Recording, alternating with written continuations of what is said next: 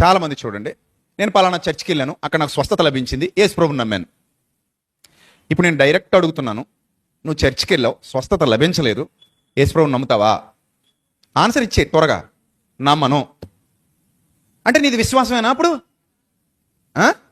అస్సలు కాదు. ఎందుకో చెప్పనా? యేసు ప్రభువుని నమ్మాక రోగం వస్తే ఏంటి పరిస్థితి? ఇప్పుడు రోగం తగ్గిందని యేసు ప్రభువుని నమ్మావు, ఓకే, విశ్వాసిని అంటున్నావు, ఓకే. యేసు ప్రభువుని నమ్మాక మళ్ళీ రోగం వచ్చింది, ఏంటి పరిస్థితి ఇప్పుడు? అప్పుడు తగ్గలా, వదిలేద్దామా? ఇప్పుడు యేసు ప్రభు ఎందుకు? ఈ రోగం కోసమా? ఈ రోగం కోసమా? కాదు కదా. ఇప్పుడు రోగం ఉన్నా రోగం లేకపోయినా ఒకానొక దినాన మనం ఈ లోకాన్ని ఏం చేయాలి? ఖాళీ చేయాలి. దయచేసి అర్థం చేసుకోండి. ఈ రోజుల్లో ఈ బోధ లేదు. ఈ బోధ చెప్పేవాళ్ళు కూడా కరువైపోయారు. అంతా బోధ అంతా ఎలా మారిపోయింది తెలుసా? మీకేం కావాలి అడగండి, ఇచ్చేస్తాడు దేవుడు. రండి మా చర్చికి వచ్చేయండి, అంతే. మీకు అప్పులు తీరిపోతాయి, మీకు రోగాలు తగ్గిపోతాయి, మీ సమస్యలన్నీ పోతాయి, మీరు ఎక్కడికో పోతారు, అంతే. ఇదే కదా ఈ రోజుల్లో మనకు కూడా కావాల్సింది, అదే అనుకుంటున్నారు చాలామంది.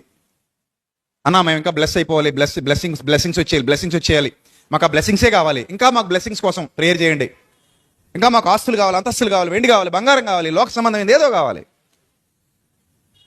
కానీ అసలైంది పట్టుకోలేదు మనమే. ఒక మాజీ ముఖ్యమంత్రి కోటీశ్వరుడు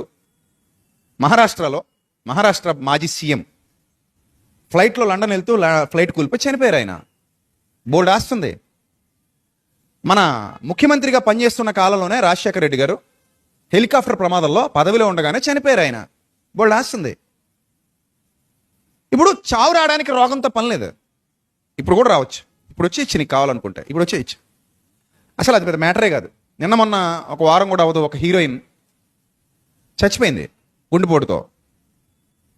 అది మన చేతిలో లేనిది, ఇది దైవచిత్తం, మనం ఎరుగనిది, మన చేతిలో లేనిది మరణం అనేది. యేసుక్రీస్తు ఎందుకు నమ్మాలి అనే బేసిక్ పాయింట్, ఆ కోర్ పాయింట్ మిస్ అయింది చాలా మంది జీవితంలో. అక్కడే విశ్వాసం గాడి తప్పింది. అసలు యేసుక్రీస్తు ఎందుకయ్యా నీకు అని అంటే, పాపులను రక్షించుటకు క్రీస్తు యేసు లోకమునకు వచ్చినను మాట నమ్మదగినదియు పూర్ణాంగీకారమునకు యోగ్యమైనదియునై ఉన్నది అన్నాడు తిమోతి పత్రికలో. అపోస్తలుడైన పౌలు సూటిగా మాట్లాడాడు. ఆయన విశ్వాసం అదే విశ్వాసాన్ని అందరికీ చెప్పాడు. పౌలు విశ్వాసం అదే. ఆ పాయింట్ మీద నిలబడ్డాడు ఆయన. క్రీస్తు యేసు లోకమునకు ఎందుకు వచ్చాడు అనే ప్రశ్న, ఆ ప్రశ్నకు అందులోనే జవాబు, పాపులను రక్షించుటకు. పాపులను రక్షించడం అంటే ఏంటి? పాపాన్ని ప్రోత్సహించడమా? కాదు. దాన్ని అక్కడితో అడ్డుకట్టలు వేసి ఇక మీదట నూతన జీవితం జీవిస్తావా, నీ పాత బాకీలు రద్దు చేస్తానని చెప్పడం. నీ పాత బాకీలన్నీ ఏం చేస్తాను? రద్దు చేస్తాను, ఇక మీదట నూతన జీవితాన్ని జీవిస్తావా అని అడగడం, అది చెప్పడం. అది యేసు ప్రభు ఇచ్చాడు, ప్రపంచానికి ఇచ్చాడు. అయ్యా నేను తప్పు చేశాను, నన్ను క్షమించండి, మన్నించండి, ఒక అవకాశం ఇప్పించండి, నన్ను నేను నిరూపించుకుంటాను. Okay, I'll give you a chance అని ఇచ్చాడు, అందరికీ ఇచ్చాడు. అప్పుడు నువ్వు పాపాన్ని విడిచిపెట్టి పరిశుద్ధంగా బతకడానికి తీర్మానం తీసుకోమన్నాడు. తీర్మానం తీసుకుంటే నీ ప్రతి పాపాన్ని మరిచిపోతాను, దాన్ని నా వెనకకు విసిరేశాను, ఇక ఎన్నడూ వాటిని జ్ఞాపకం చేసుకొనను అని వాగ్దానం చేశాడు. నాతో పాటు నేను నిత్య జీవంలో కూర్చోబెట్టుకుంటానన్నాడు. అది యేసుక్రీస్తు సర్వమానవాళికి తన పవిత్ర రక్తాన్ని ధారపోసి ఇచ్చినటువంటి గొప్ప బహుమానం. పాపులను రక్షించుటకు క్రీస్తు యేసు లోకమునకు వచ్చినను మాట నమ్మదగినదియు పూర్ణ అంగీకారమునకు యోగ్యమైనదియునై ఉన్నది. నశించిన దానిని వెతకి రక్షించుటకు మనుష్య కుమారుడి లోకమునకు వచ్చెను.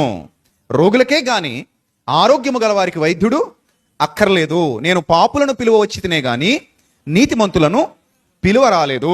ఇవన్నీ కూడా బేసిక్ పాయింట్స్, సువార్తకు సంబంధించి బేసిక్ పాయింట్స్ ఇవన్నీ.